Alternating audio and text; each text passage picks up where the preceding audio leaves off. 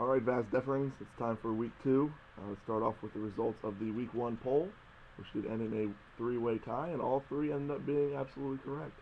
Tony Romo did choke as if it were the playoffs. The Giants did lose to the Redskins. That's right, Brian, they lost to the Redskins. And Kirch, because of Kirch.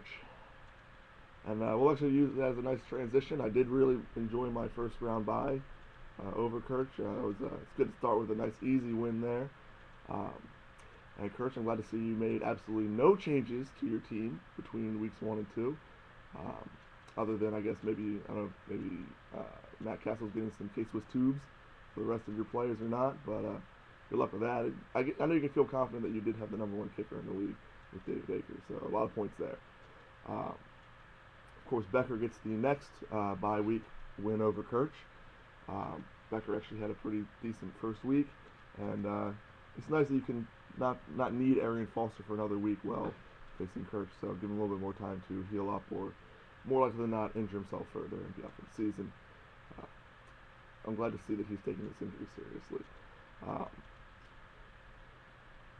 Becker, of course, just smacked down Hoofy, who had a very abysmal week 1 behind terrible running back performance. That 1 point out of Blunt, or whatever the hell you say, however his name is said, that really went a long way. Chris Johnson also not so hot. I'm sure that he will really turn it around. With Baltimore's lackluster run defense, I'm sure he'll get a lot of yards this week and make you proud. Also good to see that you're staying low to Hakeem Nicks, who, just a little injured, not a big deal. Injuries for wideouts are always, they're never a big deal. I think you're probably a good lock to lose to Mikey T, who had a very solid first week.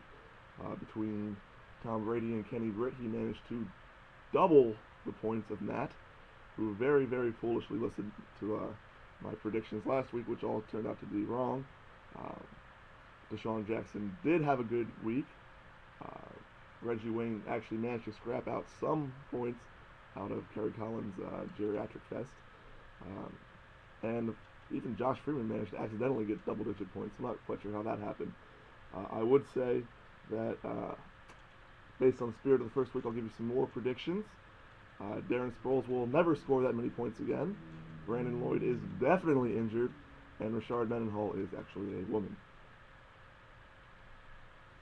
I would say that Matt is definitely the lock to start off 0-2 though, since he is facing Micah, who had a great week, and I will actually skip talking about Micah's team entirely and turn to a much more cheery topic, which is Mark losing.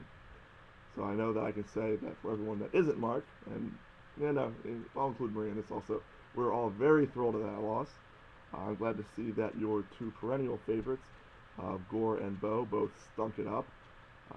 I feel confident that Gore will continue to suck all season long, so I'd keep an eye on that waiver wire if I were you. And good luck this week in the Juwan Bowl.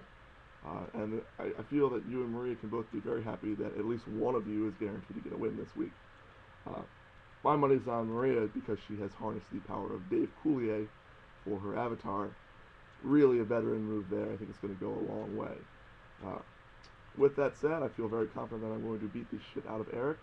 And I'll see you guys next week, assholes.